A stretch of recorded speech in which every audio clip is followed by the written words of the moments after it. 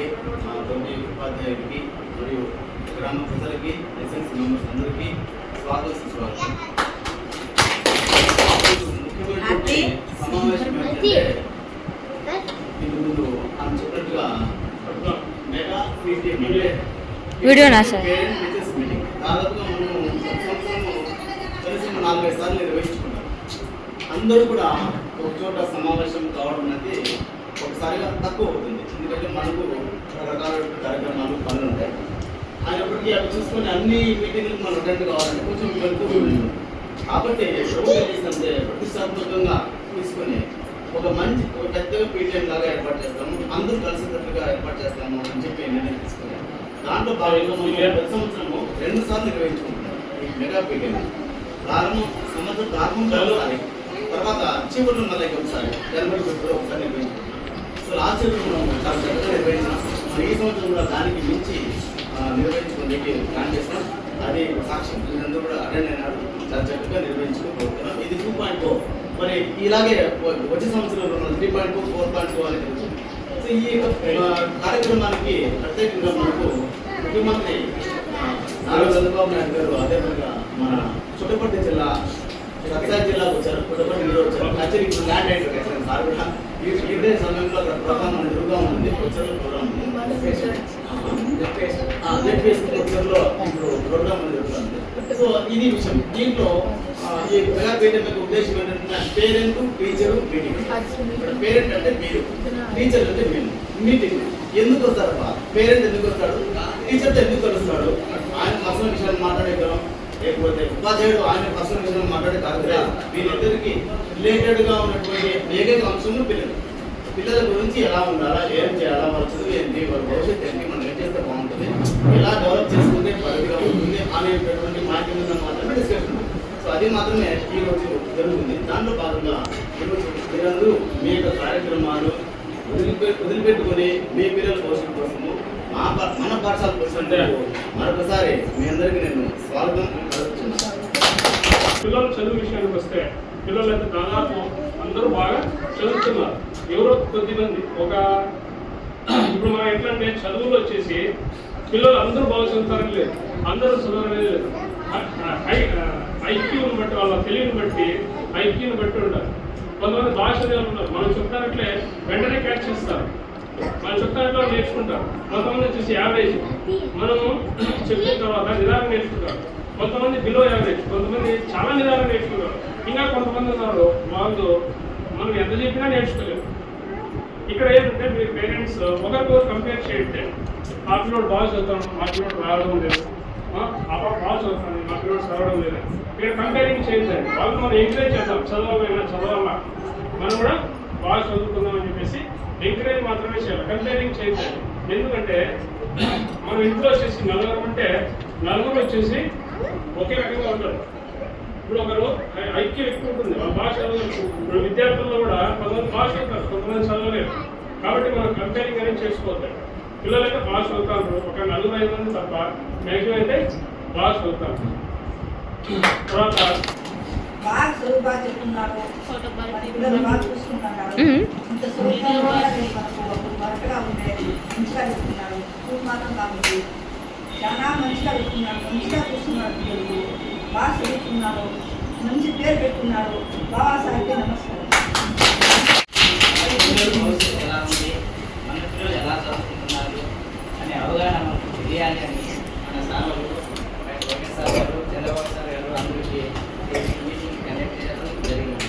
ఎందుకంటే మన పిల్లలు ఎలా చదువుకుంటున్న విషయంలో కానీ వేరే విషయంలో కానీ కూడా మనం మాట్లాడవచ్చు. సార్ ఈ మీటింగ్ కండక్ట్ చేయడం జరిగింది. ఈ అవకాశం ఇచ్చిన అందరికీ నమస్కారం. మీటింగ్ కనెక్ట్ చేయడం ఏంటంటే మన పిల్లల భవిష్యత్తు ఎలా ఉండాలి, మనం ఏ విధంగా సార్లు చేయాలో, మా పిల్లలు ఈ విధంగా చేంజ్ అయ్యింది, లేకపోతే మా పిల్లలు తెలుగు కానీ ఇంగ్లీష్ కానీ ఏదైనా కొంచెం వీక్ అని చెప్పడానికి మనకు అవకాశం ఉంటే ఈ మీటింగ్లోనే మనం ఏదైనా కానీ చర్చించవచ్చు సార్ వాళ్ళతో. ఇంకా మీకు ఫుడ్ పరంగా కావచ్చు, ఏదైనా ఎడ్యుకేషన్ పరంగా కావచ్చు, ఏదైనా కానీ మనం మాట్లాడే హక్కు మనకు ఉంది. కాబట్టి ఈ మీటింగ్ కనెక్ట్ చేయడం జరిగింది. Thank you for giving.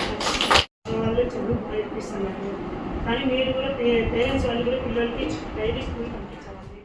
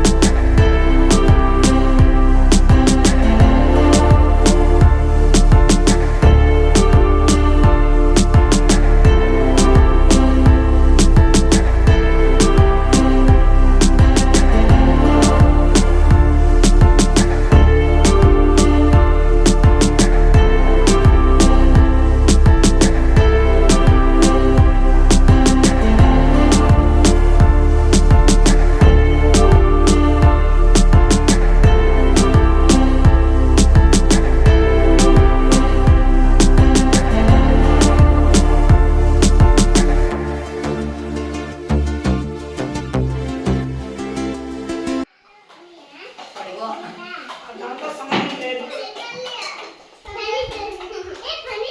Next అందరూ నెక్స్ట్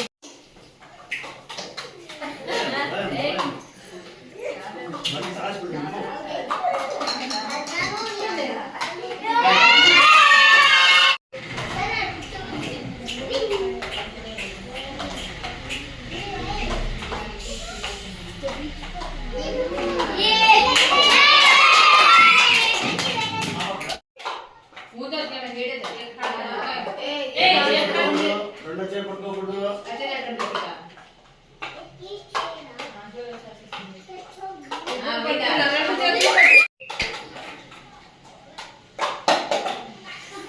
అది పక్కన వెళ్ళిపోయా.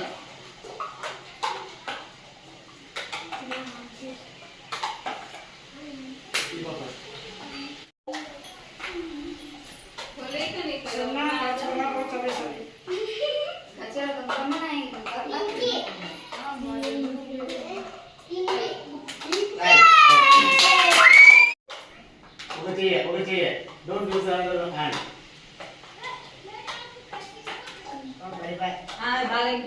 మాట మళ్ళా ఫస్ట్ పని. Very good.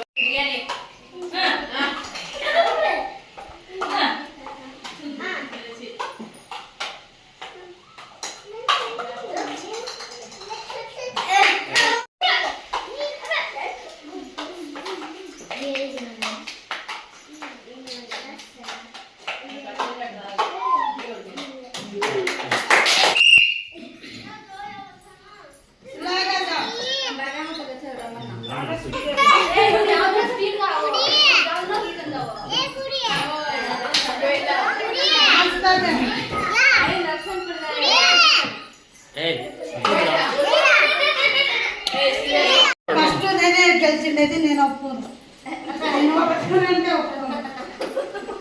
మాటల్లో వదులుకుంటా నేను అప్పుడు మీరే ఇచ్చేస్తున్నారు. తొందరపో నేను పోను.